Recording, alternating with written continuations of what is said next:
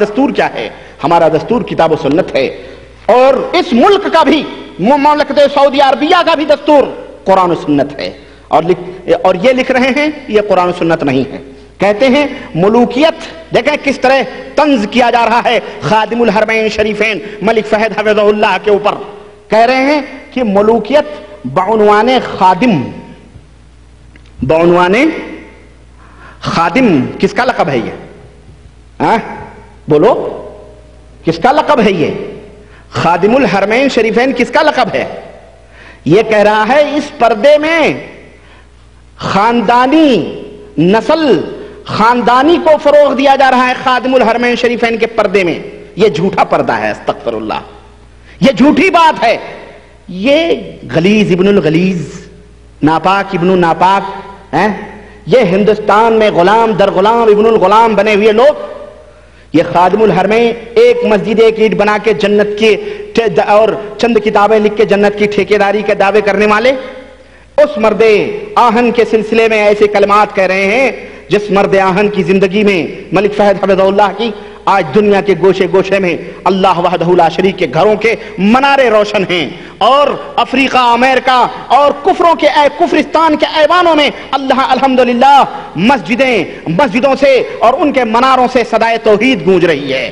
آج جس نے امن و شانتی کتاب اللہ اور سنت رسول اللہ کی مدد سے اپنے ملک کے اندر قائم کی ہے اور دنیا کو امن و شانتی کا پیغام پہنچا رہے ہیں، ان کے بارے میں کہہ رہا ہے یہ ظالم، کہہ رہا ہے کہ ملوکیت بعنوان خادم، خاندانی سلطنت کا ایسا نظام جاری کیا گیا جو خلافت اسلامیہ، خلافت راشدہ اور فلاح مملکت کے اغراض و مقاصد سے بہت دور ہے، بہت دور ہے۔ اور وہابی تحریک ایک مخصوص حکمراں گروہ کا اثاثہ بن کر رہ گئی، عوام اور معاشرے پر اسلامی اثر و نفوذ غلبہ نہ پا سکا۔ دیوبندیت ہندوستان میں غلبہ پا گئی ہے نا، سعودیہ کے اندر یعنی یہ تحریک غالب نہیں ہو سکی۔ اگر غالب نہ ہوتی تو حکومت کس کی ہے یہ بھی تو دیکھو۔ تمہیں حیا اور شرم آنی چاہیے اپنی اس کتاب پر۔ اور اے دیوبند کے رہنے والے علماء اور اپنی نسبت دیوبند کی طرف کرنے والے، اس شاہد قاسمی سے کہو تو سورج کے اوپر کس طرح سے دھول جھونک رہا ہے اور سورج کے اوپر کس طرح تھوک رہا ہے کہ آج غلبہ نہیں ہوتا تو آج حکومت کس کی ہے؟ اللہ کے فضل و کرم سے محمد بن عبد الوہاب رحمت اللہ علیہ کے ماننے والوں کی حکومت ہے، اللہ کے فضل و کرم سے کتاب و سنت کے اوپر چلنے والوں کی حکومت ہے۔ کہتا ہے کہ عوام اور معاشرے پر اسلامی اثر و نفوذ غلبہ نہ پا سکا۔ ملوکیت نے مغرب اور مغربی افکار سے قرب حاصل کیا، مغربی قرب سے وہابی مملکت علوم جدیدہ اور سائنسی ارتقاء کا کمال نہ پا سکی۔ اے جاہل نہ جانے کس دنیا میں رہتا ہے یہ۔ آج دنیا کے اللہ وحدہ لا شریک کے فضل و کرم سے مملکت سعودی عربیہ کے اندر اللہ وحدہ لا شریک سے کے فضل و کرم سے دنیا کے گوشے گوشے سے جو بیسٹ اور بہترین مال یہاں آ رہا ہے، دنیا کا کوئی ملک ان چیزوں سے مستفید نہیں ہو رہا ہے، غذاؤں سے لے کر کے جوتے اور چپل تک اللہ کے فضل و کرم سے، اور سائنسی ارتقاء اور ازدہار اس ملک کے اندر الحمدللہ یہاں کے شباب کامیاب سے کامیاب ترین جا رہے ہیں ہر معاملے کے اندر۔ اور نہ ہی صنعتی اور سائنسی انقلاب آ سکا، گویا یہی صنعتی اور سائنسی انقلاب اور سائنسی ارتقاء ہی سب سے بڑی کامیابی ہے۔ ارے بدھو تجھے سمجھ آنی چاہیے بدھو کہ سائنسی ارتقاء اور صنعتی انقلاب یہ انقلاب نہیں، اصل انقلاب تو کتاب و سنت کا انقلاب ہے، جہاں جو نافذ ہے اللہ کے فضل و کرم سے اور امن و شانتی کا گہوارہ بنا ہوا ہے، عقیدہ توحید ہے۔ یہاں ایک جاہل سے جاہل بدو سے بھی تم اگر کہو کہ فلانی قبر کے پاس جا کر کے ذرا تمہارے مسلک کے اعتبار سے فاتحہ پڑھ دے تو تمہیں جوتے مارے گا، کہے گا جاہل، ابے تو کہاں کا آ گیا، یہ تو مر گیا، یہ کیا کر سکے، وہ جاہل سمجھتا ہے۔ اور تو دیوبند کا فارغ ہو کر کے اتنی بات نہ سمجھ سکا، تجھے یہ سمجھنا آئی بدھو، اور تو کہہ رہا ہے یہ انقلاب سائنسی ارتقاء یہ بہت بڑا انقلاب ہوتا ہے۔ الحمدللہ کتاب و سنت کا انقلاب آیا ہے، اور یہ انقلاب باذن اللہ ہندوستان، پاکستان، شرق سے لے کر کے غرب تک اور جنوب سے لے کر کے شمال تک انشاءاللہ تبارک تعالیٰ آ کے رہے گا، اور قرآن و سنت کی بالادستی پوری کائنات کے اوپر چھا کے رہے گی انشاءاللہ تبارک تعالیٰ۔ ہم یہ حوصلہ کیے ہوئے بیٹھے ہوئے ہیں اور اللہ سے یہی دعا کرتے ہیں۔ اور کہہ رہا ہے بلکہ مغرب کا تعیش اور مادی افکار میں اپنے پاؤں پھیلا دیے، وہابی مملکت سعودیہ اعلیٰ دینی اقدار سے محروم، اعلیٰ دینی اقدار سے محروم ایک جاگیردارانہ سلطنت بن کر رہ گئی. اعلیٰ ان کا خیال کیا ہے معلوم ہے؟ جو خمینی نے فارمولہ پیش کیا تھا کہ حرمین شریفین کو، اور جو ہمارے یہاں کا بدعتی ملا ہاشمی ہے وہ فارمولہ پیش کر رہا ہے کہ پورے عرب کو ملا کر کے صدام حسین کو بادشاہ بنا دو.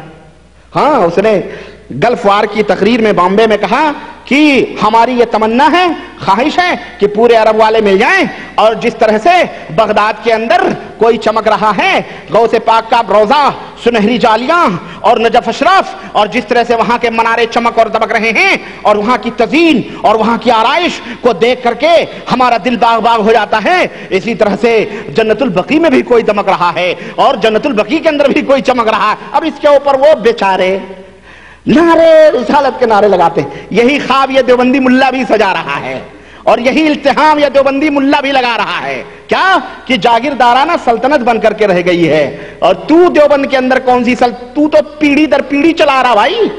ان کی نکیل ان کی نکیل، حضرت بیعت در بیعت در بیعت در سب کی نکیل، اور انہی کو تو پیٹتا چلا رہا. کون سا جاگیردارانہ نظام؟ تو چاہتا ہے کہ جس طرح دنیا کے اندر تباہیاں مچی ہوئی ہیں اور جس طرح دنیا کے اندر جمہوریت نے گند پھیلائی ہوئی ہے، اسی طرح یہاں بھی وہی گند، یہاں بھی وہی فساد، اور یہاں بھی وہی قتل، اور یہاں بھی وہی بدکاریاں، اور یہاں بھی وہی فواحش اور رنڈیوں کے اڈے، اور یہاں بھی وہی بدکاریاں پھیلائی جائیں جس طرح دنیا کے اندر پھیلی ہوئی ہیں.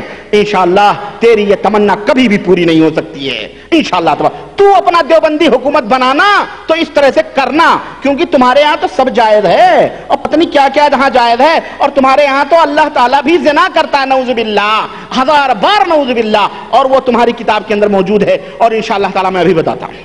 سمجھ رہے ہیں؟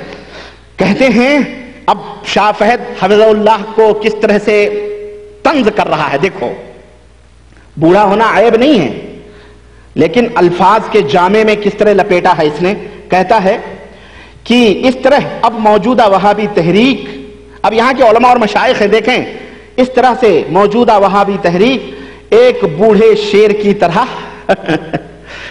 ایک بوڑھے شیر کی طرح مغرب کے شاطر خرگوشوں کے بیچ میں ایک متحیر اور بے بس صورت میں اپنا وقت پورا کر رہی ہے، اپنا وقت پورا کر رہی ہے. یہ دیوبند ہیں، علماء دیوبند ہیں جن کا یہ خیال ہے، ان کا نظریہ ہے اس حکومت کے بارے میں. اور یہاں کے کلیدی عہدوں پر بیٹھنے والے ہمارے وہ دیوبندی دوست جو ہندوستان سے امپورٹ کیے گئے ہیں اور یہاں کے نظام کو کھوکھلا کر رہے ہیں، اور یہاں کے علماء اور مشائخ کو دھوکہ دے رہے ہیں، اور ملمہ سازی کر کے اپنے چہروں پر نفاق کا پردہ ڈالے ہوئے ہیں. کھل کے باہر آ جاؤ، اگر تمہارے اندر حقیقی تمہارا دیوبندی دین اصلی اور حقیقی دین ہے تو کھل کر کے باہر آ جاؤ اور اپنے نقابوں کو پلٹو اور کہو کہ اے ابن باز اور اے علی ملک فہد، تم لوگ بوڑھے ہو گئے ہو، جو مغرب کے ہاتھوں تم کھیل رہے ہو اور مغرب کے ہاتھوں تمہیں کھلونا بنایا گیا ہے. نکلو، پھر دیکھو تمہارا حشر کیا ہوتا ہے، پھر دیکھو تمہیں کہیں دنیا کے اندر پناہ نہیں ملے گی انشاءاللہ. کہہ رہے وقت پورا کر رہی ہے، وقت نہیں پورا کر رہی ہے اللہ کے فضل و کرم سے، اور تمہارے جیسے حاسدوں اور حاقدوں سے بچتے ہوئے الحمدللہ مملکت سعودی عربیہ ترقی کی راہوں پہ گامزن ہے اللہ کے فضل و کرم سے. تحریک کے، اور کہہ رہا ہے کہ تحریک کے روحانی کمال کی جگہ مغربی نظام نے عملاً حاصل کر لی ہے. مغربی نظام سعودیہ کے اندر چل رہا ہے. اس دیوبندی جاہل کو، ملے کو، یہ اس مفسر قرآن کو جو مفسر دیوبند ہے، اس کو کوئی سمجھائے کہ یہاں مغربی نظام نہیں، یہاں مملکت سعودی عربیہ میں قرآن و سنت کا نظام چل رہا ہے. اور ظالم تو ہندوستانی مسلمانوں کے ذہنوں میں کس طرح، اور پاکستانی مسلمانوں کے ذہنوں میں کس طرح تو زہر پھیلا رہا ہے اور مملکت سعودی عربیہ سے انہیں متنفر کر رہا ہے، جہاں پر حرمین شریفین کی خدمت ہو رہی ہے، اور جہاں حاجی دنیا کے گوشے گوشے سے آ کر کے امن و شانتی کے گہوارے میں رہتے ہوئے اور اس فریضے کو ادا کرتے ہوئے سرور و انبساط کے ساتھ جاتے ہیں. اور ہمارے یہاں کے یہ دیوبندی حجاج جب آتے ہیں اور یہاں اخباروں میں انٹرویو آتے ہیں تو خوب بڑھا چڑھا کے پیش کرتے ہیں، ارے یہاں تو یہ ہے، یہاں تو یہ آئینہ کون دکھائے؟ یہ جیسا ہم جیسا کوئی آدمی ہی اس کو دکھا سکتا ہے، انہیں بھی یہ آئینہ دکھاؤ. کہتا ہے 18ویں صدی، اور کہتا ہے یہ ہے نقصان شدت اور انتہا پسند افکار و نظریات کا. 18ویں صدی میں وہابی تحریک نے جنم لیا. نجدیوں کی شدت مزاجی، شدت عمل، تشدد فکری پر علماء ہند نے ابتداءً ہی سے خدشہ محسوس کیا. شیخ عبدالحق محدث دہلوی اور ان جیسے خدا شناس معتدل مشرب علماء حق علماء دیوبند اپنے اقوال و ارشاد کے ذریعے وہابیت کو مشخص اور منفرد فکر والی جماعت محسوس کراتے رہے، اور وہابی شدت افکار اور انتہا پسند نظریات علماء حق کے مخدوش اور مشتبہ رہے ہیں. یعنی ہمیشہ علماء حق کے سامنے وہابی لوگ مشتبہ رہے ہیں. علماء دیوبند وہابی تحریک سے کبھی ہم آہنگ اور قریب نہ تھے اور نہ ہی ہیں، نہ قریب ہیں نہ اب ہیں. تو یہاں بیٹھ کر کے کیوں حلوے مانڈے کھا رہے ہو؟ نکلو اپنے ان بلوں سے، چوہوں کی طرح، کھٹملوں کی طرح جو چارپائیوں میں بیٹھ کر کے ڈس رہے ہو لوگوں کو، نکلو اپنے ان سے. کہہ رہے ہیں برطانوی دور حکومت علماء دیوبند کے لیے خصوصی طور پر سازش، اختراع اور بہتان کا دور رہا ہے. نئے نئے الزامات بے بنیاد طریقوں سے علماء دیوبند پر لگائے گئے. ایسے بے بنیاد الزامات سے غیر حقیقی الزام یہ بھی رہا ہے کہ علماء دیوبند وہابی ہیں. علماء دیوبند وہابی ہیں. ہم ببانگے دہل یہ اعلان کر سکتے ہیں کہ مسلک علماء دیوبند وہابی نہیں ہے. انگریزی حکومت ہندوستان کے خاص مذہبی طبقے کی پیٹھ پر اپنے ہاتھ رکھے ہوئے تھی، اور ان بدعتی عناصر کے ذریعے یہ مہم بھی چلائی گئی کہ علماء دیوبند وہابی ہیں. یعنی وہابی جو تھے وہی انگریزوں کے باغی تھے. یہ بیچارے خامخواہ بدنام کیے گئے، یہ انگریز کے پٹھو تھے، انہیں بدنام کیا گیا. انہیں کیا کیا گیا؟ بدنام کیا گیا. یہی تو بتانا چاہتے ہیں حضرت. یہ ان کے گھر کی گواہی ہے، میں اپنی طرف سے نہیں کہہ رہا ہوں. کہہ رہے ہیں کہ ان حقائق پر نظر نہ رکھ سکے ترجمان علماء دیوبند شیخ الاسلام حضرت مولانا سید حسین احمد مدنی، صدر المدرسین اور شیخ الحدیث دارالعلوم دیوبند اور رئیس المتکلمین مفسر قرآن حضرت علامہ شبیر احمد عثمانی دیوبندی. یہی شبیر احمد عثمانی ہے جس کی تفسیر انہی دیوبندیوں کے دجل اور فریب اور مکاریوں اور عیاریوں کی بنا پر خادم الحرمین شریفین کے مجمع ملک فہد مدینۃ المنورہ سے چھاپی گئی. اور جب علماء اہل حدیث نے اور علماء حق نے جب اس تفسیر کی چھپی اور یہ تفسیر خاموشی کے ساتھ علماء کے سامنے آئی، تو علماء نے جب اس کے پرخچے اڑائے اور اس کے اندر چھپے ہوئے بدعقیدیوں کو یہاں کے علماء نجد کے سامنے، علماء مملکت سعودی عربیہ کے سامنے رکھا، تو الحمدللہ اس تفسیر کو بینڈ کر دیا گیا، اس تفسیر کو بند کر دیا گیا. ظاہر ہے کہ اب ظاہر ہے یہ قرآن کیسے چھپا ہوگا؟ قرآن اگر تم حق پسند ہوتے، اگر تم کھلم کھلا وہابی اس طرح جیسے تم ہندوستان میں لکھتے ہو اور یہ باتیں کہتے ہو، اگر یہاں بھی کہتے تو کیا یہ قرآن شبیر احمد عثمانی کا یہاں چھپ سکتا تھا دیوبندی کا؟ بولو. اسے تو خود پتہ چلتا ہے تم منافقت کر رہے تھے اور کر رہے ہو، اور تمہارا مقدر ہی منافقت ہے. تم دین اسلام سے منافقت کر رہے ہو، تم پیغمبر اسلام جناب محمد رسول اللہ صلی اللہ علیہ وسلم کی شریعت سے منافقت کر رہے ہو، تو پھر دوسروں سے منافقت کرنے میں تم کو کیا مشکل پیش آئے گی؟ کہتے ہیں علامہ شبیر احمد عثمانی دیوبندی نور اللہ مرقدہما، صدر محترم دارالعلوم دیوبند اور دیگر علماء مسلک دیوبند وغیرہ، ان حضرات نے تحریک وہابیت کی تردید اور تحریک کو مطابق مسلک دیوبند نہ ہونا قرار دیا ہے. اگر یہ باتیں خادم الحرمین شریفین کو معلوم ہو جاتی تو شبیر احمد عثمانی کا قرآن یہاں چھپ سکتا تھا؟ کہ تم محمد بن عبد الوہاب کو گالیاں دو، محمد بن عبد الوہاب کو کافر اور جو ہے مسلمانوں کو قتل کرنے والا ثابت کرو، کیا وہ برداشت کر سکتے تھے؟ کہتا ہے کہ اور مسلک دیوبند اور وہابیت کو جداگانہ تحریک قرار دیا. وہابی تحریک جس وقت اپنی طوفانی کیفیت کے ساتھ سرزمین حجاز پر حصول مملکت کر چکی تھی اور وہابی تحریک والے اسلاف اور اولیاء کی روایات سے متصادم اور مقابلہ کر رہے تھے، اور وہابی تحریک کے علمبردار مزارات صحابہ کے قبے اور مزارات کو منہدم اور گرا رہے تھے، سلف کے آثار اور نشانات کو مٹانا چاہتے تھے، اور روایات سلف سے رشتہ توڑ کر ایک آزاد ماحول کو عنوان سنت دینا چاہتے تھے. اس وقت بر صغیر میں صرف دارالعلوم دیوبند اور علماء دیوبند کا اکیلا تنہا گروہ اہل حق تھا جس نے اس تحریک کی تردید فرمائی. قبے گرانا ان کا مذہب نہیں ہے. ان کا مذہب پڑھا نا آپ نے، سنا نا آپ نے کہ جس وقت وہابی تحریک یہاں قبے گنبدیں گرا رہی تھی اور لوگوں کو مزارات سے ہٹا کر کے توحید و سنت کا درس دے رہی تھی، اس وقت ہندوستان میں علماء دیوبند اس کی تردید کر رہے تھے اور کہہ رہے تھے یہ کیا ظلم ہو رہا بھائی. وہی جو بریلوی کر رہے تھے وہ یہ بھی کر رہے تھے. ثابت ہوا نا؟ تو یہ قبے گرائیں گے؟ یہ تو قبے بنوائیں گے، یہ تو گھوڑے، گدھے، بلی، چوہے سب کے اوپر خود قبے بنوائیں گے۔ اب پھر میں یہی کہوں گا میرے بریلوی دوستو، تم کس غلط فہمی میں ہو؟ ارے یہ تمہارے پھپھیرے یمہ میرے بھائی ہیں، چور چور موشود بھائی، یہ تمہارے یہ بھی چور ہیں، اور تم تو ہو ہی بیچارے چور۔ تمہارا تو خیر ذکر ہی کیا، میں تمہارے اوپر کیا بولوں، کیونکہ ہم پہ ظاہر ہے تمہارا باطن، ہم پہ ظاہر ہے تمہارا باطن۔ منہ نہ کھلواؤ میں وہابی ہوں، منہ نہ کھلواؤ میں۔ ہاں کہہ رہے ہیں تنہا دیوبندی گروہ تھا جو اس تحریک نجدیت کے خلاف بول رہا تھا، اور علماء دیوبند نے یہ فیصلہ کیا کہ وہابیت اور وہابی تحریک کے ساتھ شدت سے مناظرہ کیا جائے اور ان کا مقابلہ کیا جائے، یعنی ہندوستان سے فوج بھیج کر کے مملکت سعودی عربیہ میں شاہ محمد بن عبد الوہاب اور شاہ سعود رحمہم اللہ کے سامنے کھڑا کر کے ان سے جہاد کیا جائے، قبے توڑنے والوں کے خلاف جہاد کیا جائے۔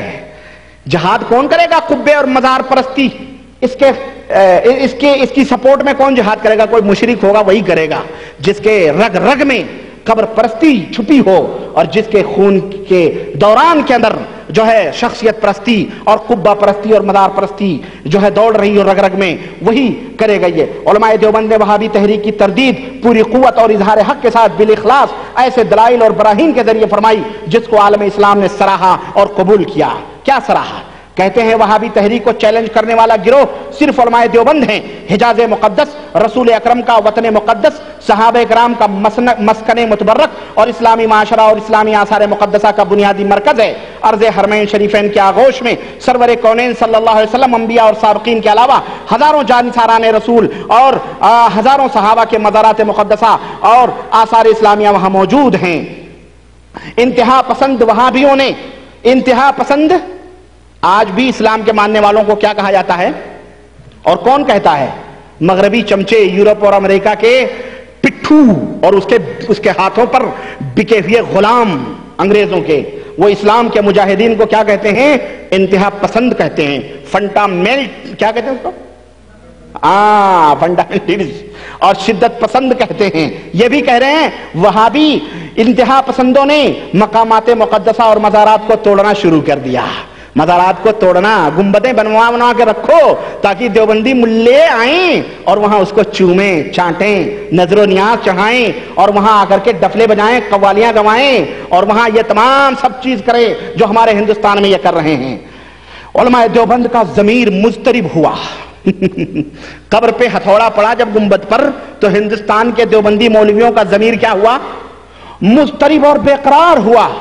مزارات اور مقامات مقدسہ کو انہدام سے تحفظ کے لیے علمی دلائل کے ساتھ، کون سے علمی دلائل؟ اللہ کے رسول صلی اللہ علیہ وسلم تو فرماتے ہیں اے علی میں تم کو بھیج رہا ہوں، جاؤ لا تدع تمثالا الا تمستا ولا قبرا مشرفا الا سویتا۔ صحیح مسلم کی یہ روایت آج بھی اور قیامت کی صبح تک موحدین اور سنت کے ماننے والوں کے لیے یہ نبی کا پیغام ان کی پیشانیوں کا جھومر ہے کہ نبی نے فرمایا اے علی جاؤ، جہاں کہیں کوئی بت نظر آئے اسے توڑ دو، اور جہاں کہیں کوئی قبر اونچی نظر آئے اسے برابر کر دو۔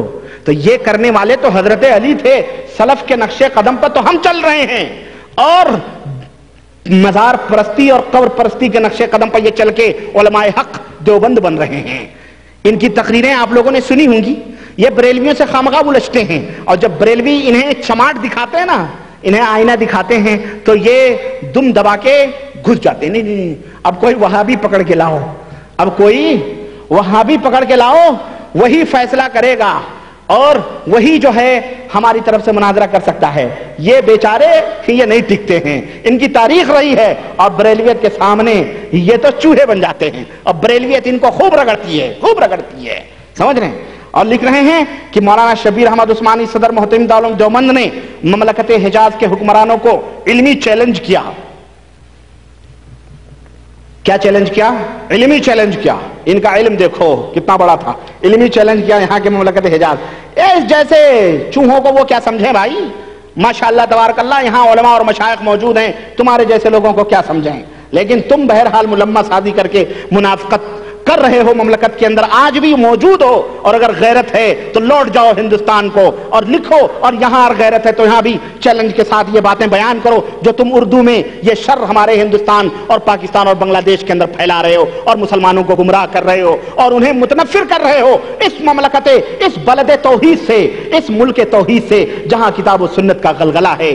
صرف جرم یہ ہے کہ یہ کسی مذہب اور خاص مسلک کے اندھے ماننے والے نہیں ہیں، یہ قرآن و سنت کو ماننے والے ہیں، اس لیے تم انہیں لعن و طعن کر رہے ہو۔ کہہ رہے ہیں کہ شبیر احمد عثمانی نے علمی چیلنج کیا اور عالم اسلام کو اس مسئلے کی طرف خصوصی توجہ دلائی۔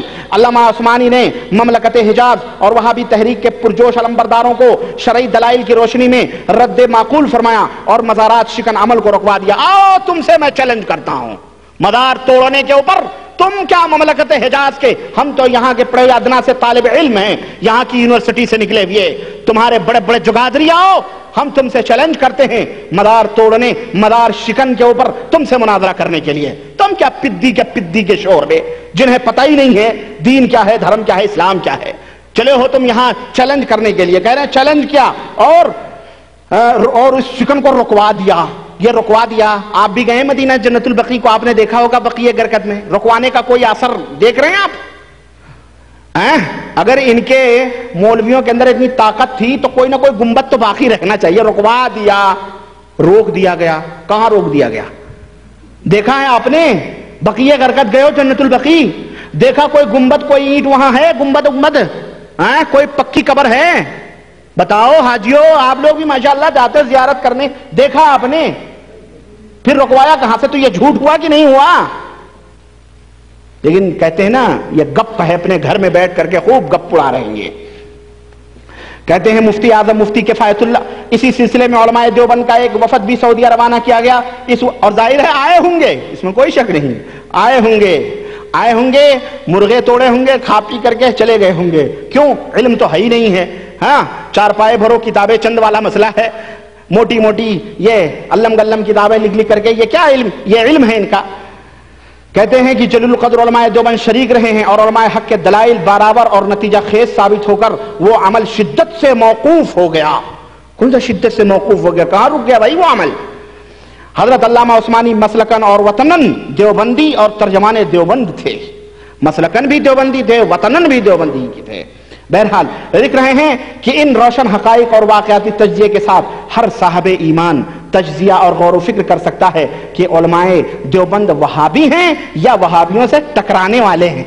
اوہو، ابو الحسن ندوی صاحب آگے ٹکراتے ہیں، یہاں ٹکرائیں ذرا، تم آ کے ٹکراؤ مفسر قرآن حضرت، یا پورا دیوبند کا پورا جمعراتی شبراتی چلے آؤ، سب ٹکراؤ، دیکھتے ہیں تم ان سے کیا ٹکراؤ گے، ہم سے ٹکراؤ، پھر دیکھو تمہارا نتیجہ کیا ہوتا ہے، تم ان سے کیا ٹکراتے ہو۔ اور جماعت حقہ اور متبع سنت جماعت حقہ اور جماعت دیوبند ہیں، جو گنبدوں کو گرانے کی بات نہ کرے، جو گنبدوں کو آباد رکھنے کی بات کرے، وہ لوگ متبع سنت ہو سکتے ہیں؟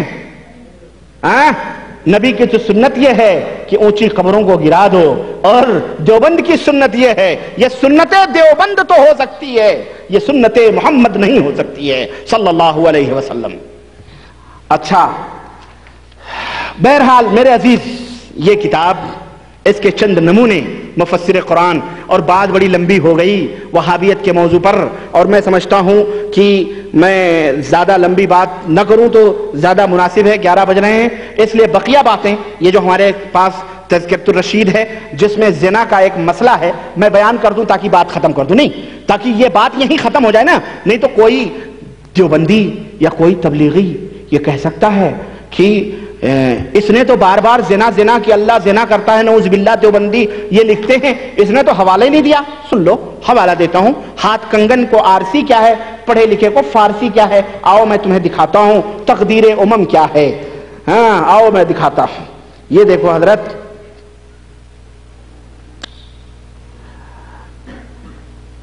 یہ ہے تذکرۃ الرشید، ہے نا، یہ ہے تذکرۃ الرشید، اس کے صفحہ 200، جلد نمبر 2 اور صفحہ 242، جلد نمبر 2 صفحہ 242، اور میں اپنی بات یہیں ختم کروں گا انشاءاللہ، پھر آگے بات کروں۔ 242 242 یہ دیکھیں. ایک بار کہتے ہیں یہ دیکھیں صفحہ 242 ہے, سمجھ رہے ہیں؟ کہتے ہیں کہ ایک بار ارشاد فرمایا کہ ضامن علی جلال آبادی کی سہارنپور میں بہت رنڈیاں مرید تھیں. اور یہ ضامن علی جلال آبادی کون تھے معلوم ہے؟ حضرت لکھتے ہیں کہ ضامن علی جلال آبادی تو توحید ہی میں غرق رہتے تھے. توحید کے اندر کیا رہتے تھے؟ غرق رہتے تھے. من تو شدم تو من شدی, من تن شدم تو جان شدی, طاقت نہ گویا دیگرے من دیگرم تو دیگری. تو جان ہو جا میں تیرا جسم ہو جاؤں, میں تجھ میں مل جاؤں تو مجھ میں مل جا, تاکہ کوئی دوسرا یہ نہ کہے کہ تو کون ہے میں کون ہوں, یا تو دوسرا ہے میں دوسرا. کہتے ہیں کہ یہی جو توحید میں غرق رہتے تھے, حضرت بار ارشاد فرمایا کہ حضرت ضامن علی جلال آبادی کی سہارنپور میں بہت رنڈیاں مرید تھیں. ماشاءاللہ نبی کریم صلی اللہ علیہ وسلم کے مرید اور بیعت کرنے والے تو اللہ اکبر رضی اللہ عنہم و رضوان تھے, مقدس صحابہ کی جماعت تھی. اور ان کی مریدیاں کون تھیں؟ اب آپ سوچیں رنڈیاں کس سے مرید ہو سکتی؟ ابھی اپنے ہی ڈپارٹمنٹ کے کسی آدمی سے مرید ہوں گی اور کس سے ہوں گی؟ سیدھی سی بات ہے, یہ توحید میں غرق رہنے والوں کی کہانی ہے. ڈپارٹمنٹ وہی ہوگا, ورنہ رنڈیاں اور نیک لوگوں سے مرید ہونے کا اور پھر وہ رنڈی بازی کریں, پھر اس مریدی کا فائدہ. لیکن نہیں, با برحمن رام رام, با مسلمان اللہ اللہ. حضرت آئے ہیں تو ان کے ساتھ, اور اپنا جو پیشہ ہے وہ تو پیشہ ہے بھائی. اور میں آپ کو بتاؤں, بات تو بڑی کڑوی ہے لیکن حق ہے, حق ہے. ان کے ہاں یہ لکھا ہوا ہے, ان کا مذہب ہے دیوبندی حنفیوں کا, ان کی کتاب میں لکھا ہوا ہے کہ اگر کوئی شخص کسی عورت کو اجرت دے کر کے اس سے زنا کر لے تو اس کے اوپر حد نہیں ہے, بلکہ وہی پیسہ اس کا مہر ہو جائے. پھر یہ ساری رنڈیاں تو پوری ہو گئی جناب علی, ہے نا؟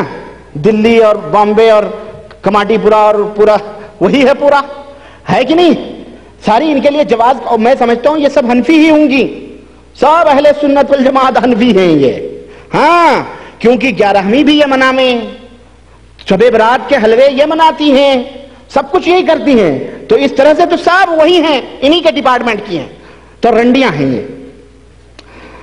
ایک بار یہ سہارنپور میں, اور یہ رنڈیاں کہاں تھی معلوم ہے؟ سہارنپور دیوبند میں.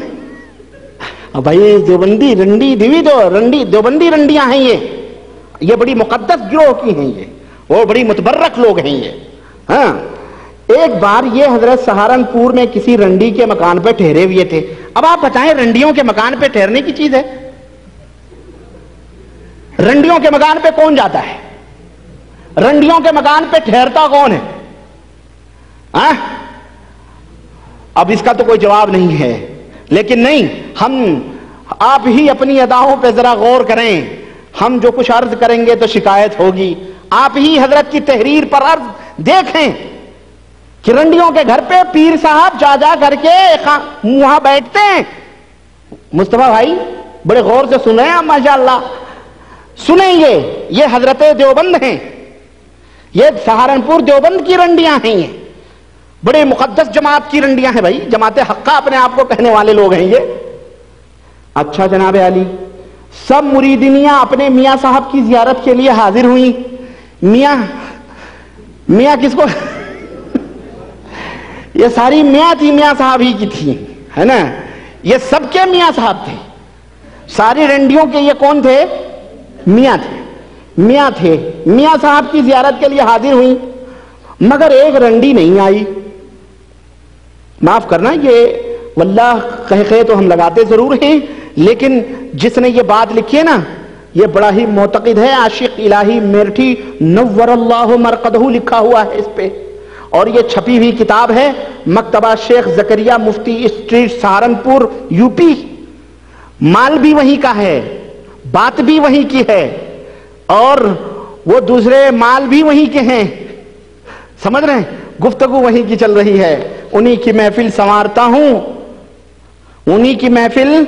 سنوارتا ہوں, زبان میری ہے بات ان کی, اور انہی کے مطلب کی کہہ رہا ہوں، انہی کی محفل سنوارتا ہوں، چراغ میرا ہے رات ان کی اور انہی کی مطلب کی کہہ رہا ہوں، زبان میری ہے بات ان کی۔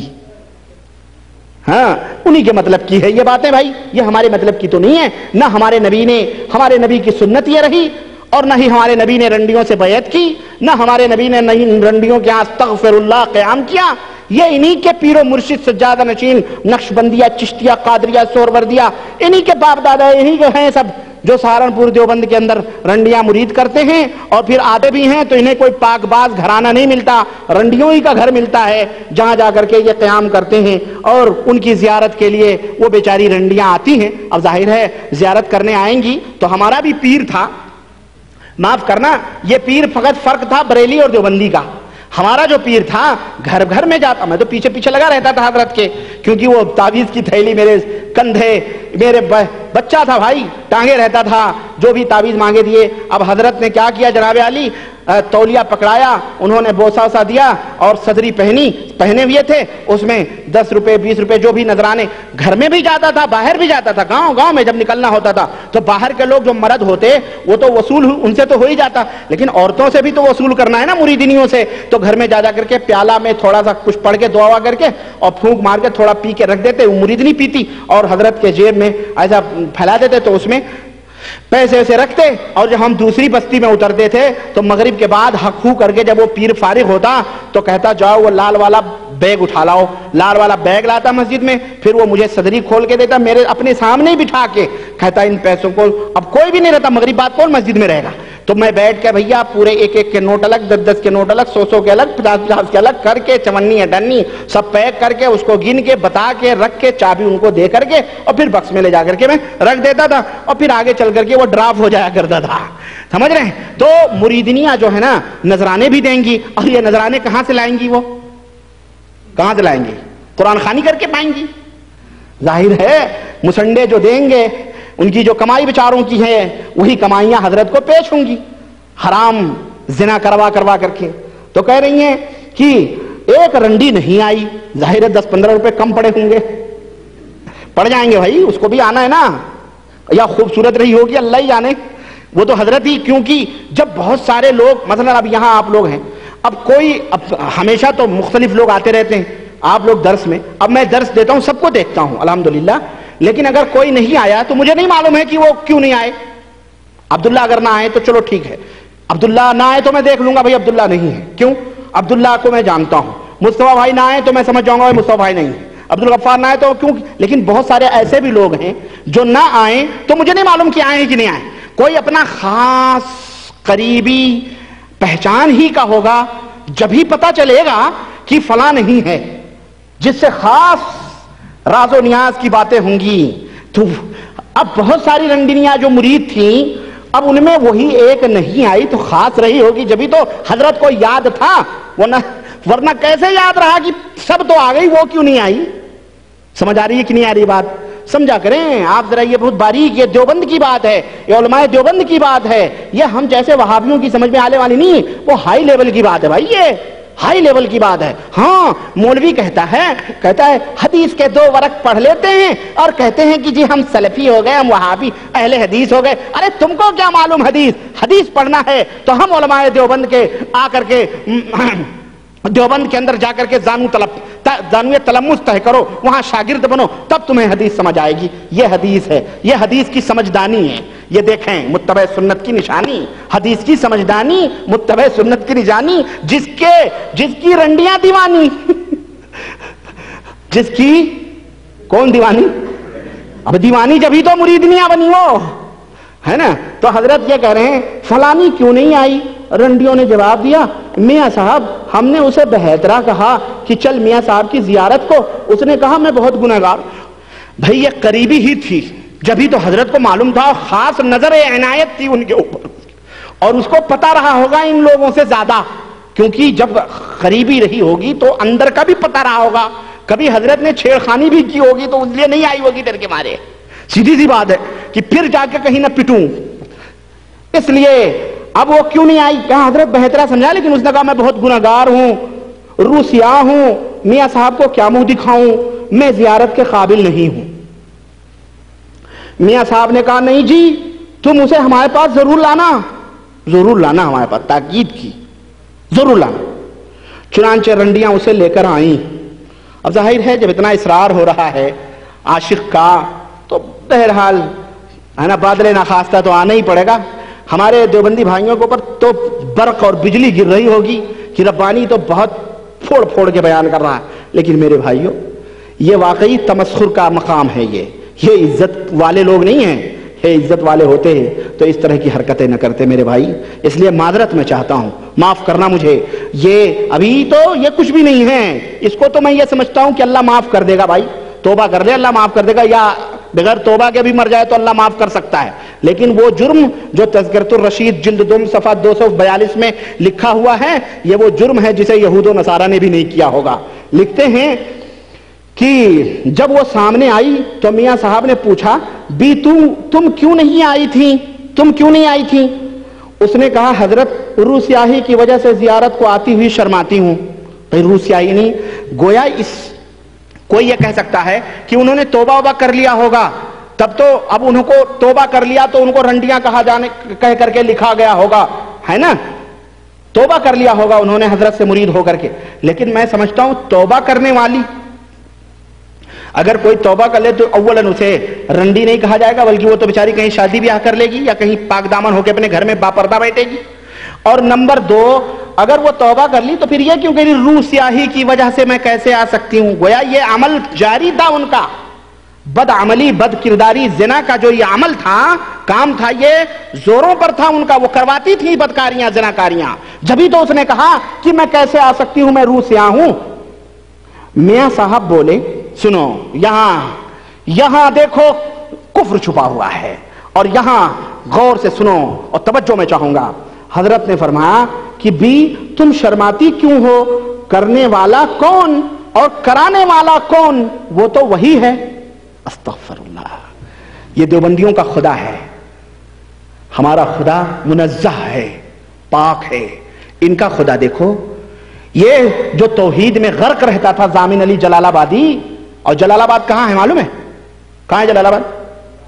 ہاں، الہ آباد کے پاس، سہارنپور ڈسٹرکٹ میں جلال آباد ہے، یعنی بڑے قریب کے رشتے تھے گویا۔ اللہ آپ کو جزائے خیر دے جناب علی، میرا خیال ہے آپ بھی وہیں قریب کے رہنے والے ہوں گے کہیں، ہاں؟ اللہ آپ کو 70 کلومیٹر الحمدللہ۔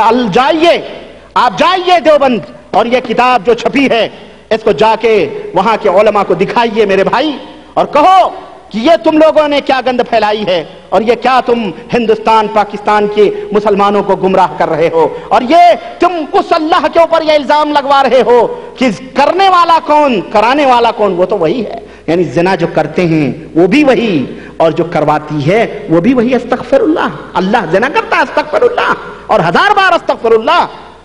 نقل کفر نباشت رنڈی، اب کوئی یہ کہہ سکتا ہے حضرت کی مراد کچھ اور رہی ہوگی، حضرت کی مراد رنڈی سمجھ گئی۔ رنڈی کیا کہتی ہے معلوم ہے؟ رنڈی دیکھو کتنی بھی گنہگار ہو، باغیرت ہو، لیکن ان کے اس تصوف اور پیری مریدی کے چونچلوں میں نہیں آئیں گے۔ اور وہ رنڈی تو سمجھ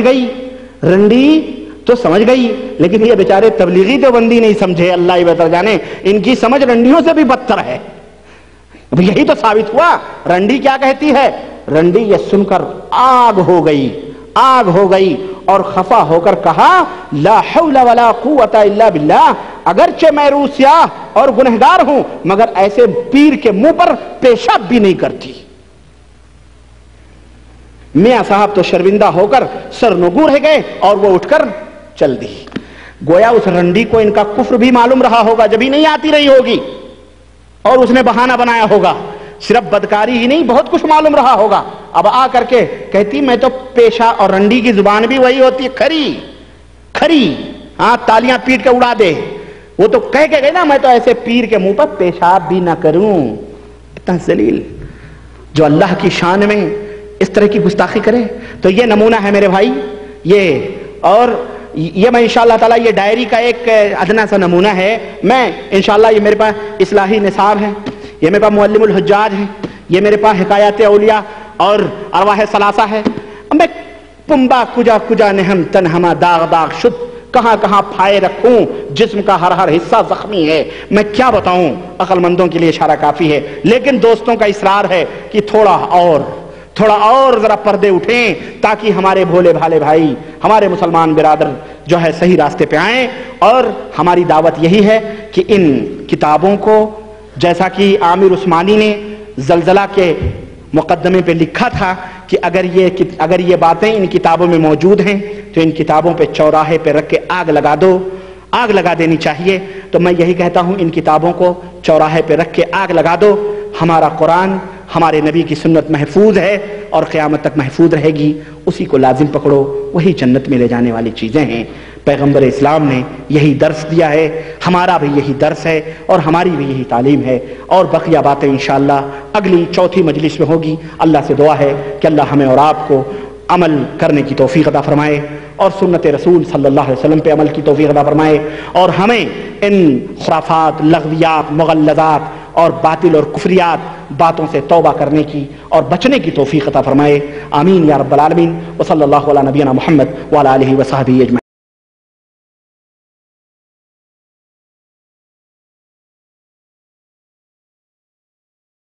کے لیے لائق و زیبہ ہے جس نے ہمیں اور آپ کو پیدا فرمایا, اور بیش بہا درود و سلام اس ذات مبارکہ مقدسہ پر جو ساری کائنات کے لیے رشد و ہدایت بنا کر کے بھیجے گئے. معزز دوستو, بزرگوں اور بھائیوں, جیسا کہ آپ کو پتہ ہے کہ یہ ہماری چوتھی مجلس ایک موضوع کے تعلق سے منعقد ہو رہی ہے, اور میری یہ کوشش ہے کہ میں اس مجلس کو اس تعلق سے آخری مجلس یعنی مقلدین دیوبند کی ڈائری کے تعلق سے یہ ہماری آخری مجلس ہوگی انشاءاللہ تبارک و تعالی. باتیں بہت زیادہ ہیں, اتنی زیادہ ہیں, اور اس قدر کتابوں کے تومار ہیں اور اس قدر کتابوں کے ڈھیر ہیں کہ نہ تو مجھے ان کتابوں کو یہاں مملکت سعودیہ عربیہ میں وہ کتابیں میسر ہیں. کاش یہ چیزیں ہندوستان پاکستان کے اندر ہوتی تو بہت سارے مراجع اور بہت سارے مصادر اور بہت ساری کتابیں اس سے بھی زیادہ میں حاصل کر سکتا تھا, لیکن یہ وہ کتابیں ہیں جو لوگوں کے پاس تھیں, اور الحمدللہ جب انہوں نے حق کو سنا اور حق کو تسلیم کیا تو پھر وہ کتابیں انہوں نے ہمیں واپس کر دیں, اور انہوں نے بتلایا کہ دیکھیں اس کے اندر یہ باتیں لکھی ہوئی ہیں. تو یہ وہ کتابیں ہیں جو ہمیں ادھر ادھر سے میسر آئی ہیں, لیکن اگر ہم ہندوستان پاکستان میں ہوتے تو پھر اور بھی اچھی کتابیں اس مقلدین دیوبند کے تعلق سے ہمیں میسر آتی ہیں اور بڑی اہم باتیں ملتی. لیکن پھر بھی بہرحال جو بھی ہمارے ہاتھ لگی ہے ان میں جب اتنی اس قدر خرافات اور اس قدر بکواس اور اس طرح سے مغلظات بھری ہوئی ہیں تو وہ کتابیں جو ہندوستان میں ہوں گی, اور بیچارے ہندوستان پاکستان کے رہنے والے یہ بیچارے غریب مسلمان ان کتابوں کو پڑھ کر کے کس طرح سے وہ گمراہ ہوتے ہوں گے, یہ تو اللہ ہی بہتر جانتا ہے. یا آپ اس حقیقت سے اندازہ لگائیں. میں چونکہ موضوع کا بتلاؤں کہ آج کے اس لیکچر کا میرا جو موضوع ہے وہ وہی پرانا موضوع ہے کہ مقلدین دیوبند کی ڈائری, کیونکہ اس مجلس میں نئے چہرے بھی دکھائی دیتے ہیں, ان کے لیے یہ معلومات ہو سکتا ہے کہ نہیں ہو, تو ان کی معلومات کے لیے میں یہ عرض کروں کہ میرے بھائی میرا موضوع مسلسل انہی موضوعات پہ چل رہا ہے, مقلدین دیوبند کی ڈائری. اور میرا مقصد عوام الناس نہیں کہ عام جو اپنے آپ کو بیچارے دیوبندیت کی طرف منسوب کرتے ہیں وہ نہیں, بلکہ ان عوام کے سامنے ان دیوبندی علماء کی باتیں پیش کرنی ہیں, ان کی عدالت میں یہ باتیں رکھنی ہیں, اس کو کہ دیکھیں یہ ان کے ایمان اور عقیدے ہیں. اس کے باوجود بھی اگر آپ ان عقیدوں سے چمٹے ہیں یا اس کے باوجود بھی اپنے آپ کو دیوبندی کہیں تو مجھے اس کے اوپر کوئی اعتراض نہیں ہے. تب رہا آپ کو ہم یہ دعوت دیں گے کہ میرے دوستو, میرے بھائیوں, آپ ان عقیدوں سے توبہ کریں اور ان لوگوں سے براءت کا اظہار کریں, کیونکہ اسلام کا ایک بڑا اہم اصول ہے ولا اور برا, دوستی اور دشمنی. کسی سے بھی دوستی ہو اللہ کے لیے ہو, کسی سے بھی دشمنی ہو اللہ کے لیے ہو، کوئی عصبیت، شخصیت، کسی کی فکر، کسی خاندان، کوئی خون، یعنی یہ چیز رکاوٹ نہ بنے حق بات کو قبول کرنے میں، یا کسی کی یا عصبیت کی رکاوٹ نہ بنے کہ حق بات کو رد کرنے میں۔ ہماری دعوت یہی ہے کہ لوگوں کتاب و سنت کی طرف پلٹو اور اللہ اور اس کے رسول کی بات کو قابل عمل سمجھو اور انہی کی باتوں کو لو۔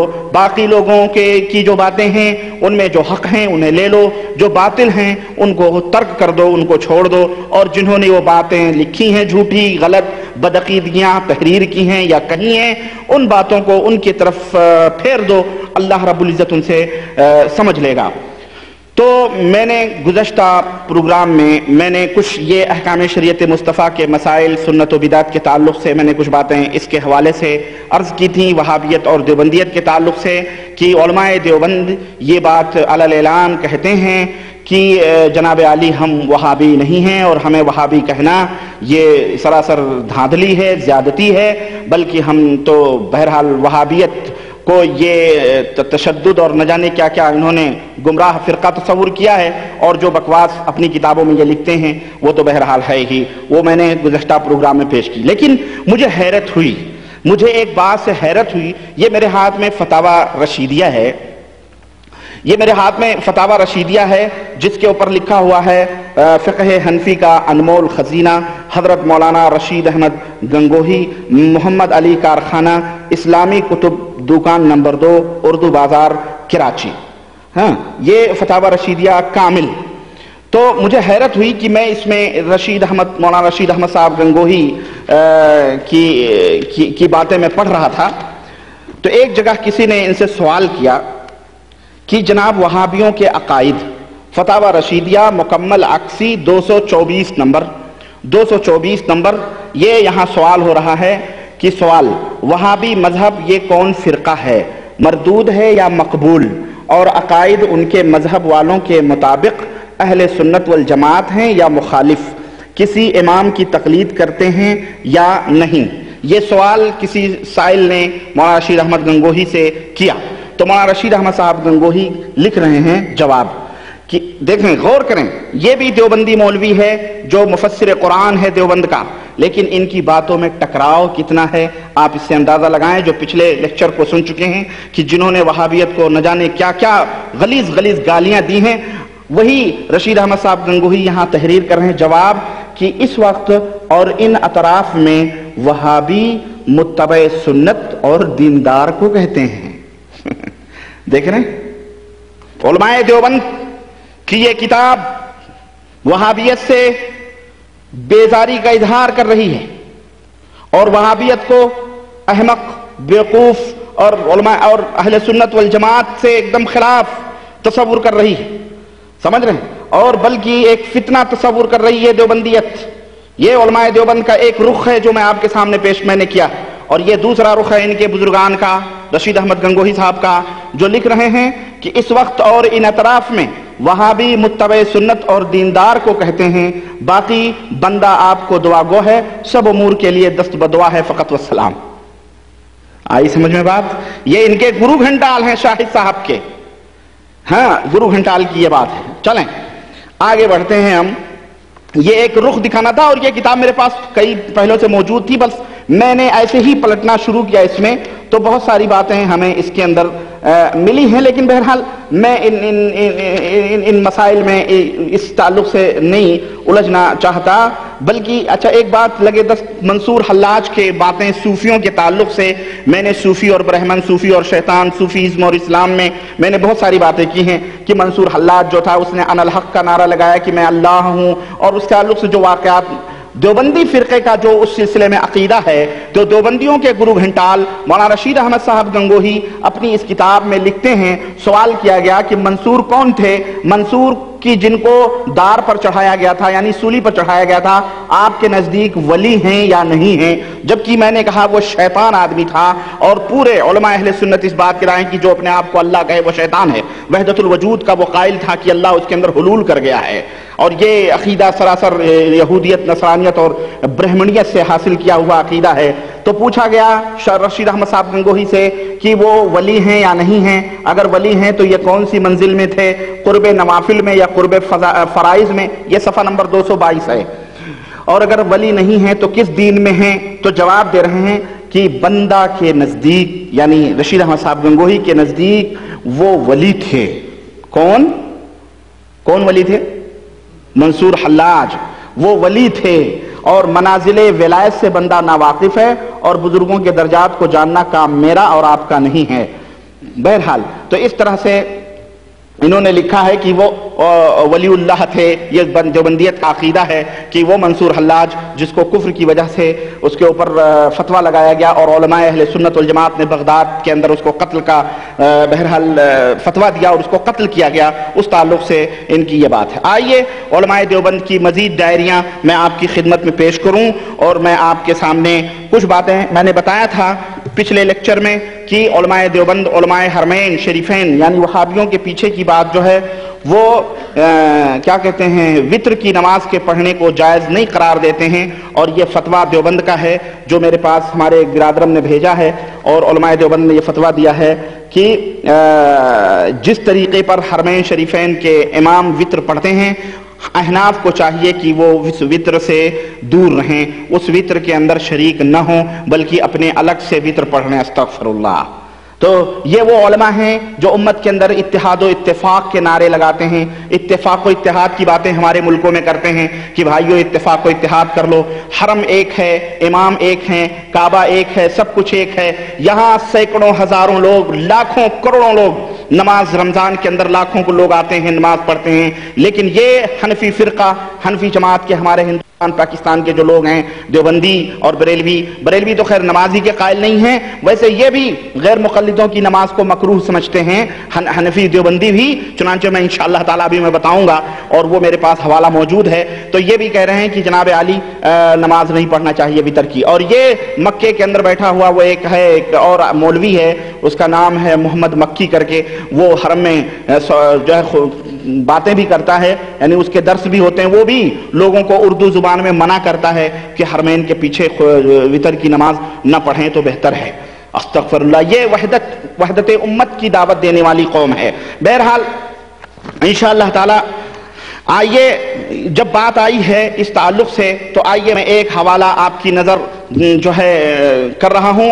حج کا موسم چل رہا ہے، اور شاید یہ میرا آخری لیکچر ہو اگلے ہفتے، چونکہ حج کا موسم آ رہا ہے، عرفہ کی تاریخ ہوگی، اس لیے اب قربانی کے بعد یعنی حج کے بعد ہی انشاءاللہ ہمارا یہ لیکچر پھر شروع ہوگا۔ یہ دیکھیں میرے ہاتھ میں معلم الحجاج ہے، معلم الحجاج، یہ ایک کتاب ہے جناب اکسی مصنفہ مفتی سعید احمد صاحب نور اللہ مرقدہ، مفتی اعظم Mazahir Uloom Saharanpur Deoband, Saadi book depot Wasiabad الہ آباد کی چھپی ہوئی یہ کتاب ہے۔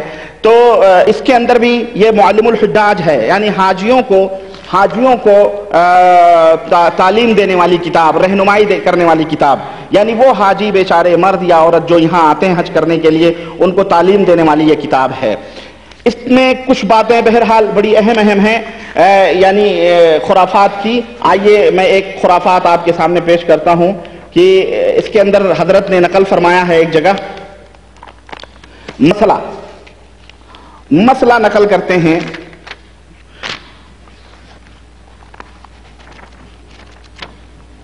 اور اس سے مسئلہ نقل کرتے ہیں کہ جناب علی یعنی ان کے ذہنوں میں آج بھی وہ فتنہ جو امت کو تقسیم کرنے کا ہے، یہ مفتی اعظم ہیں، مفتی اعظم سہارنپور ہیں، ان کے ذہنوں میں وہ فتنے امت کے درمیان تفرقوں کے آج بھی پنپتے رہے ہیں اور لوگوں کے اندر پھیلا رہے ہیں۔ وہ حنفی، مالکی، شافعی اور حنبلی اور فلانی کا یہاں لکھ رہے ہیں، مسئلہ بیان کر رہے ہیں کہ مقیم شخص کو قصر کرنا جائز نہیں، خواہ مقتدی ہو یا امام، یہاں خواہ مقتدی ہو یا امام، اور اگر مقیم امام ہو تو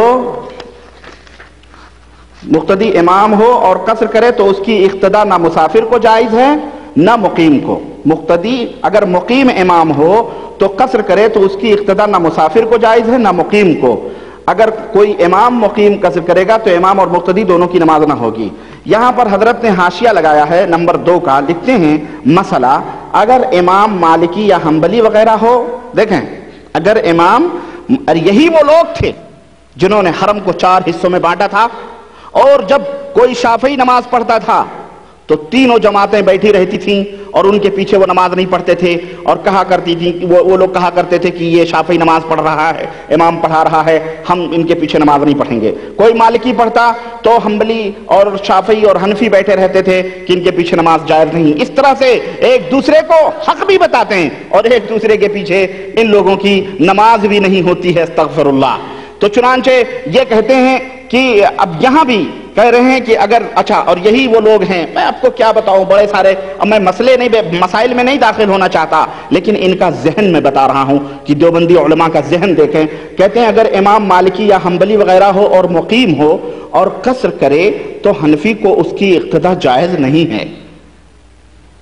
اللہ کے رسول صلی اللہ علیہ وسلم کی سب سے پہلے یہ سنت ہے کہ آپ صلی اللہ علیہ وسلم نے، آپ صلی اللہ علیہ وسلم کے ساتھ جو لوگوں نے حج کیا اور آپ نے آخری حج حجۃ الوداع فرمایا، اس کے اندر مکے کے لوگ بھی تھے، مدینے کے لوگ بھی تھے، مکے کے قرب و جوار کے لوگ بھی تھے، سب تھے۔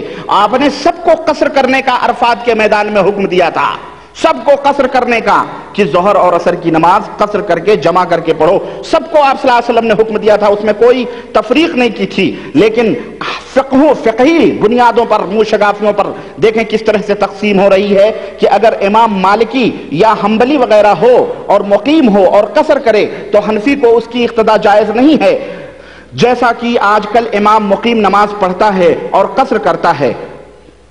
ایسی صورت میں رائے دے رہے ہیں مفتی اعظم، کیا ایسی صورت میں حنفیوں کو ان کی اقتداء کرنی جائز نہیں ہے، یعنی اب حج میں بھی تم اماموں کے پیچھے نماز مت پڑھو، عرفات کے میدان میں بھی اس کے پیچھے نعوذ باللہ نماز نہ پڑھو، بلکہ اپنے اپنے وقت میں ظہر اور عصر کی نماز پڑھنی چاہیے، جمع نہ کرنی چاہیے۔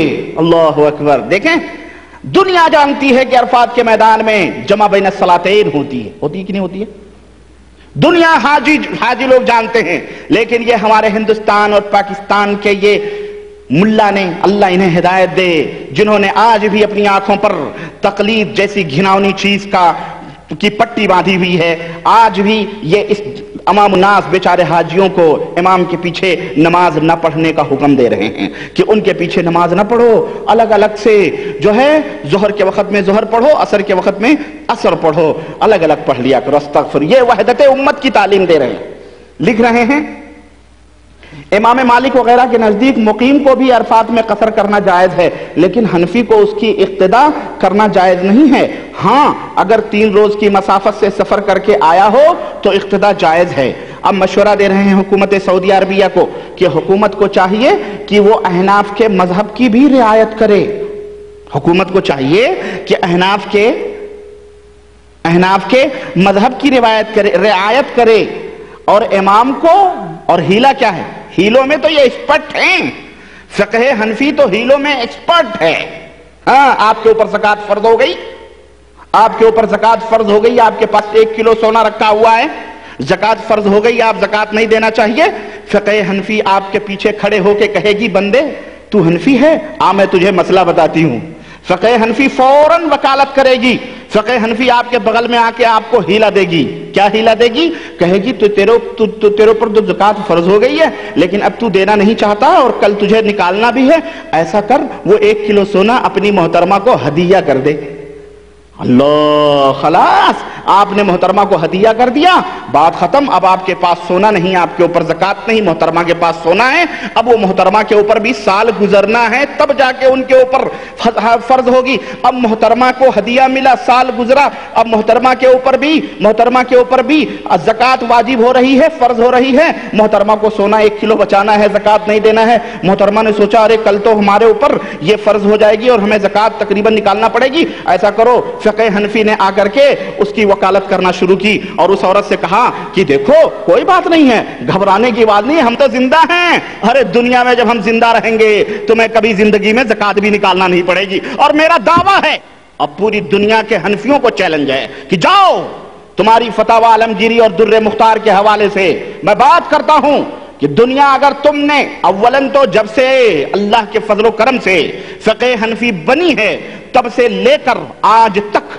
آج تک الحمدللہ کہیں ان کا یہ اس فقہ کا نفاذ بھی نہیں ہوا ہے. لیکن جاؤ میں چیلنج کرتا ہوں، اگر فقہ حنفی کو کسی ملک میں نافذ کر دو تو کبھی بھی کسی کو نہ کوڑے لگیں گے زنا کے اور نہ ہی کوئی حد قائم ہو سکتی ہے، کیونکہ زبردست وکیل ہے وہ اور حوالہ کے بتاتا ہوں میں انشاءاللہ. یہ دیکھو امام بخاری پر یہ مفت، امام بخاری کو یہ لوگ مفت میں نہیں انکار کرتے، امام بخاری کی فقاہت کو یہ لوگ مفت میں نہیں چیلنج کرتے. امام بخاری نے ان کے بخیے ادھیڑے ہیں. امام بخاری نے اپنی صحیح بخاری میں امام ابو حنیفہ رحمۃ اللہ علیہ تک کا نام تک ذکر نہیں کیا ہے، نام تک ذکر نہیں کیا ہے. کیوں؟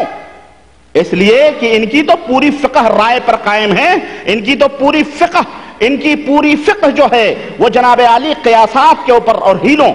چنانچہ امام بخاری نے کتاب الحیل کی جب باب الحیل میں احادیث کے تعلق سے جو گفتگو کرنا شروع کی تو کہیں ان کا نام نہیں لیا. جہاں کہیں بھی حنفی فقہ کا نام آتا تھا تو امام بخاری لکھتے ہیں، اور اٹھاؤ صحیح بخاری، لکھتے ہیں قال بعض الناس، قال بعض الناس، بعض لوگ کہتے ہیں، بعض لوگ کہتے ہیں. بیچارے حنفی چڑ جاتے ہیں. امام بخاری امام شافعی کا نام لے رہے ہیں، امام احمد بن حنبل کا نام لے رہے ہیں، امام مالک کا نام لے رہے ہیں، ہمارے امام کو بعض الناس، بعض لوگوں نے کہا ہے کہہ کر کے کیوں اڑا دیتے ہیں؟ اس لیے کہ جتنے بھی ائمہ ہیں، جتنے بھی ائمہ رحمہم اللہ گزرے ہیں، ان تمام ائمہ میں جتنی تردید اور جس قدر انگلیاں اور جس قدر تنقید کا نشانہ امام ابو حنیفہ رحمت اللہ علیہ محدثین کی نظر میں ہم نہیں، کتابیں کہتی ہیں، محدثین نے جس قدر ان کے اوپر اعتراض کیے ہیں اور جس قدر ان کے اوپر تنقید کی ہے،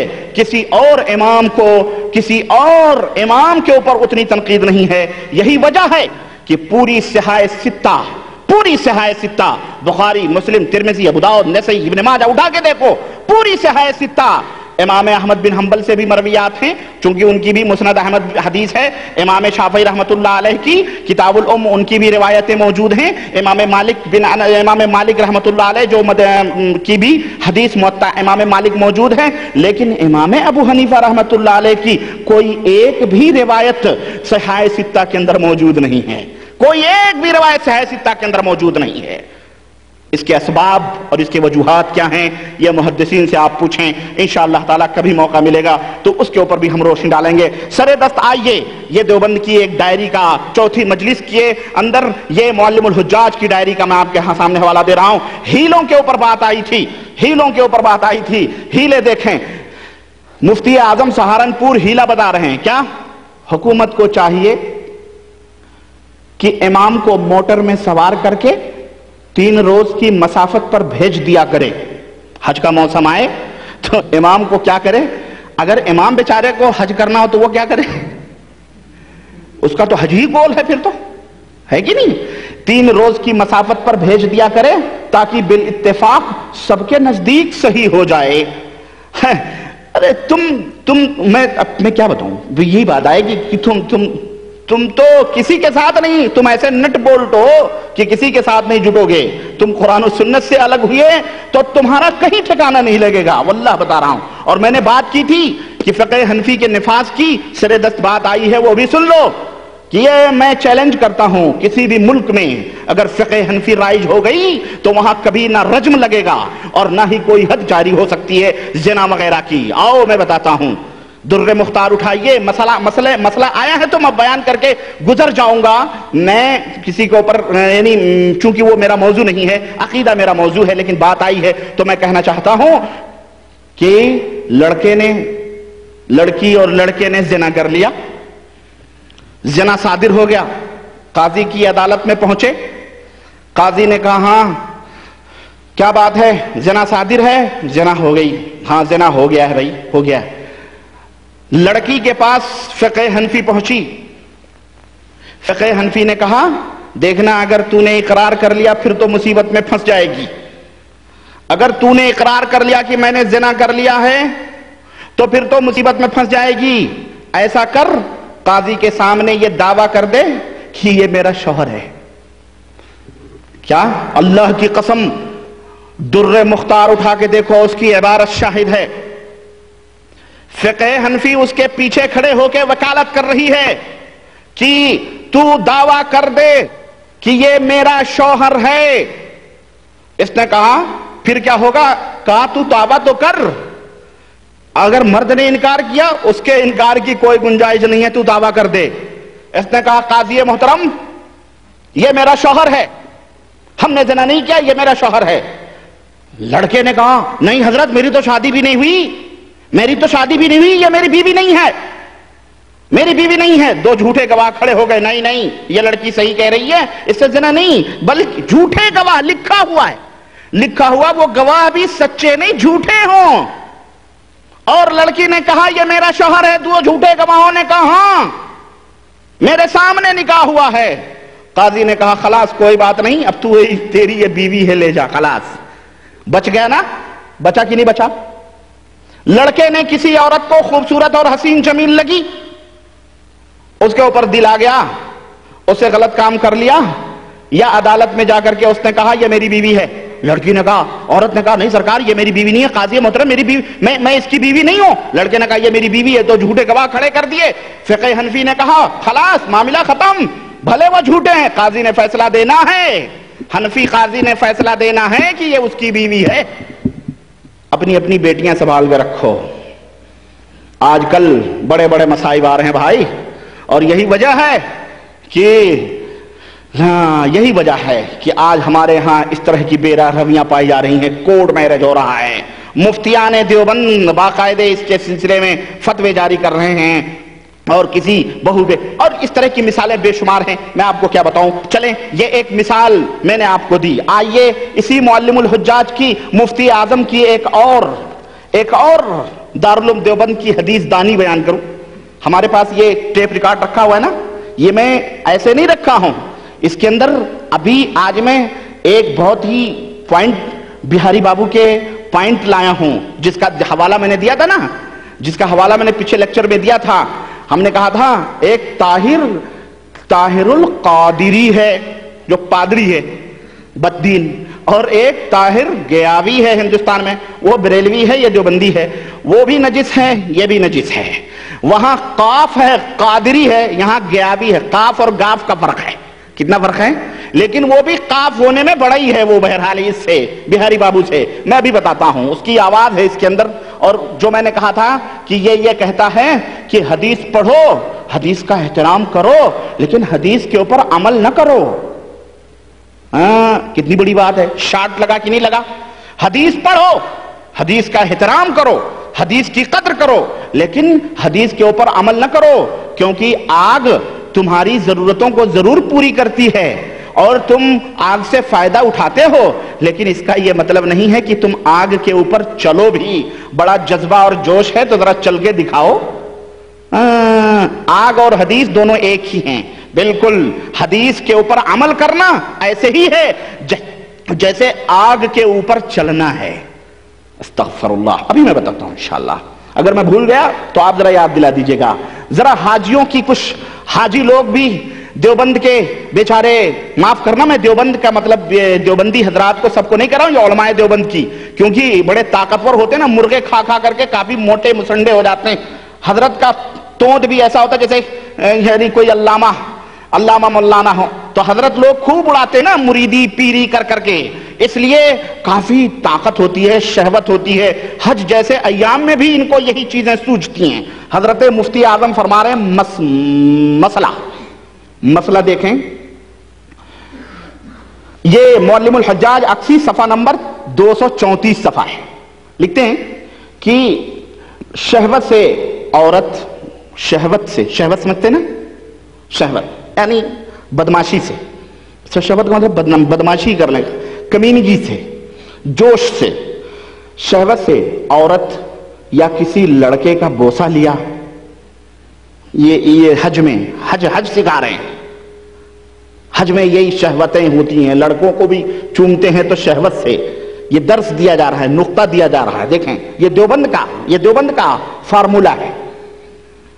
یا لپٹایا عورت کو یا کسی لڑکے کو شہوت سے لپٹایا، یا ہاتھ لگایا، یا کسی عورت یا لڑکے سے قبل اور دبر کے علاوہ آگے اور پیچھے کی شرمگاہ کے علاوہ کسی جگہ کی یا شرمگاہ سے شرمگاہ میں کسی جگہ کی. استغفر اللہ. دیکھیں یہ مفتی اعظم سہارنپور ہیں دیوبند. ہاں، اور کسی جگہ کی یا شرمگاہ سے شرمگاہ ملائی، لڑکے سے حضرت نے شرمگاہ ملائی دیوبند کے، ہاں، یا لڑکی عورت سے، تو دم واجب ہوگا، انزال ہو یا نہ ہو، اور حج فاسد نہیں ہوگا. صرف دم واجب ہے، حج فاسد. مسئلہ کیا ہے وہ بات الگ ہے، چھوڑو اس کو. مسئلہ یہاں اس شرمناک فتوے کا ہے اور معلم الحجاج جیسی کتاب کے اندر لکھنے کا ہے کہ نہیں؟ یہ شرمناک. بھئی تمہارے اندر یہ لڑکوں کی شہوت کا تذکرہ بڑا آتا ہے.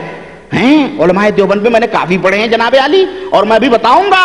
ان کے بزرگوں نے تو ڈوریاں کھلوائی ہیں، ڈوریاں بتاتا ہوں. ابھی آئے گا، سب آئے گا. میں ننگا کروں گا.